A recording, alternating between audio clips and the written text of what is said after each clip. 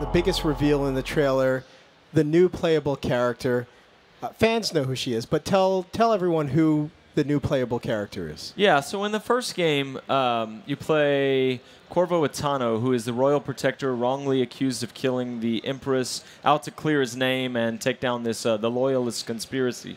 The entire time, there's a 10-year-old girl who the game sets up may or may not be your daughter, who is watching you. And if you play ghost-like and you don't kill anyone and you're very stealthy, then she does drawings on the wall of her bedroom that present you as a father figure, and they're very calm. And if by contrast, if you murder everybody and you play very violent, she's got like black crayon and she's doing these monstrous drawings. You're affecting her. And we've had so many players come to Raph or come to me or come to someone on the team and say like, wow, that moment where I walked into her room and I saw that drawing on the wall and I realized like an impressionistic child is watching how I handle the situation, and I changed my play style because of that.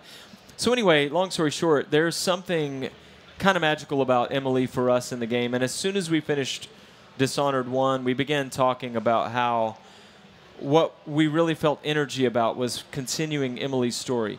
What kind of person would she grow up to be? What kind of empress would she be? And as you find out in the game, what kind of outlaw would she be? Right. Speaking of growing up, she's clearly not the same age she was when we last saw her. How old is she now? Yeah, the once 10-year-old girl is now the 25-year-old woman. She's been through 15 years of history since the last game and the events of Dishonored 2. What else can you tell us about the person that she's become and grown from since being in the original game and being such a little girl to being the beautiful young woman she is now?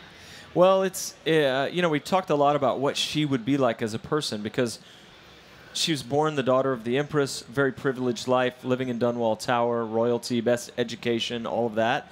But she was very imaginative. In the first game, she's always talking about, someday I'm going to be on a sailing ship tracking whales and fighting pirates. And, she's an imaginative kid. But then this terrible thing happens where her mother there's a political assassination. Her mother's killed in front of her. She's taken away by these people, rescued by Corvo. And so she's a person of privilege, but then who dealt with a big tragedy. And she's sort of marred by that. And then she spends the next 15 years raised and educated by Corvo Attano. And so that's kind of, she's a hybrid of those things. So cool. You could play as her for the entire game. Is that correct? Yeah, the way we set the new game up is that you start the game 15 years after the Rat Plague has ended, and you play for about the first 20 or 30 minutes as Emily. You get to kind of see a day in her life, and you get to see Corvo for the first time as a character moving around in the world. And then there's a dramatic, pivotal event that happens, and from that point, you choose to finish the game as either Emily or pick it up as Corvo. And for the rest of the game, you're either Emily Caldwin or you're Corvo Attano. You saw that in the trailer that they introduced some new powers. Do you want to lead us into those? Can we take a look at those again? Yeah, so what you saw there is Far Reach. Emily doesn't have Blink. Blink was a signature power in the first game.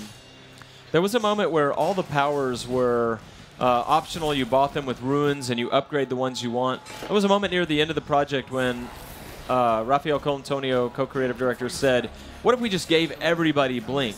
And it transformed the game. It was a signature mechanic. But so for Emily, it was kind of a bold call for us to say she doesn't have Blink. She's going to have Far Reach, which allows you to upgrade in many different ways. You can use it to pull yourself across. You can stick to walls. You can yank people toward you and assassinate them in midair. You can do different things with it. It's as cool as Blink, but mechanically different. And at the end of that video, we saw another power she has called Shadow Walk that we'll be talking more about in the future.